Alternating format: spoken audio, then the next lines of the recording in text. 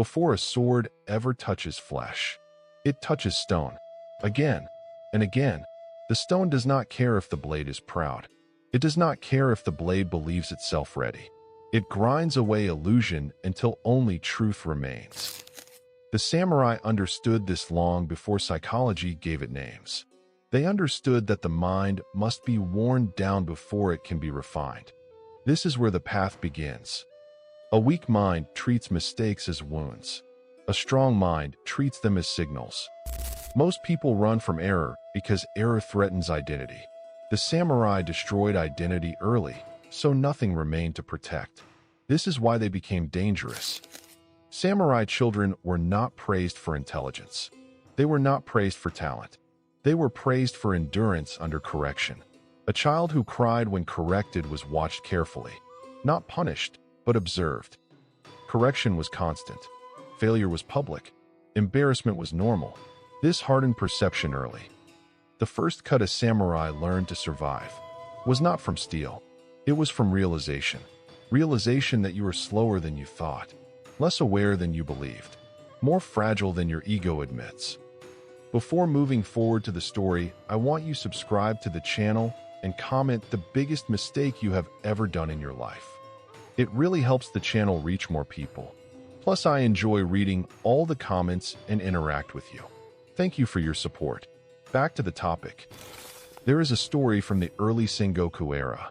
A boy named Masayori could strike faster than anyone his age, but he could not stand correctly. His balance was wrong. His feet betrayed him. His master never corrected him. One day, during sparring, Masayori was thrown violently to the ground. He stood and fell again. Laughter followed. That night, Masayori practiced standing for hours. No strikes, no techniques, only standing. By spring, he could not be moved. Samurai masters delayed correction intentionally. Why? Because discovery engraves deeper than instruction. A mistake found by the self becomes permanent awareness.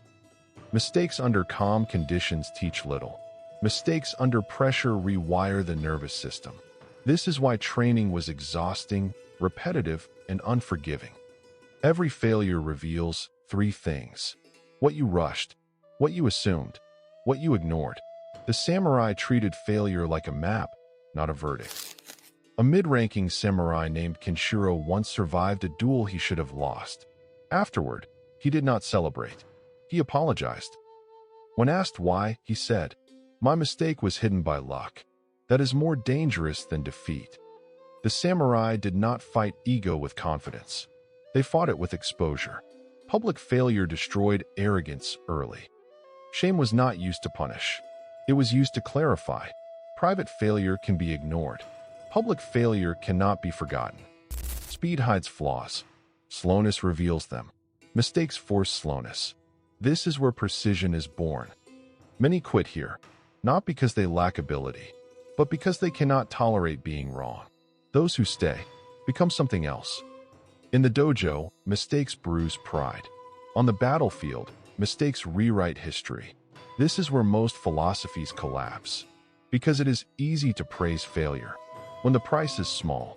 The samurai never had that luxury. They learned to sharpen the mind, where error meant blood.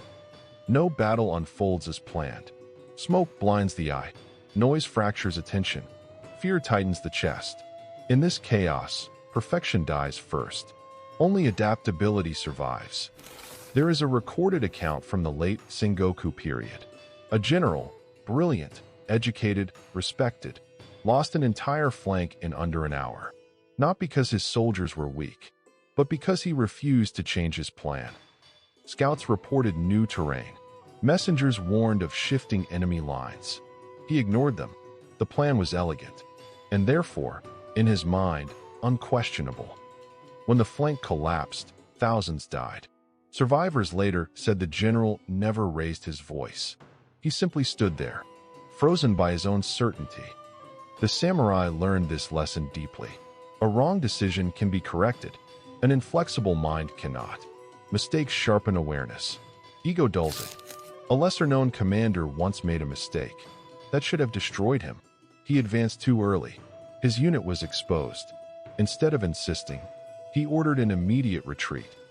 Many mocked him, but when the enemy counterattacked moments later, the retreat saved the clan. The commander later said, "My mistake warned me faster than pride ever could." Blame was considered mental weakness, not because mistakes were ignored, but because blame distracted from correction.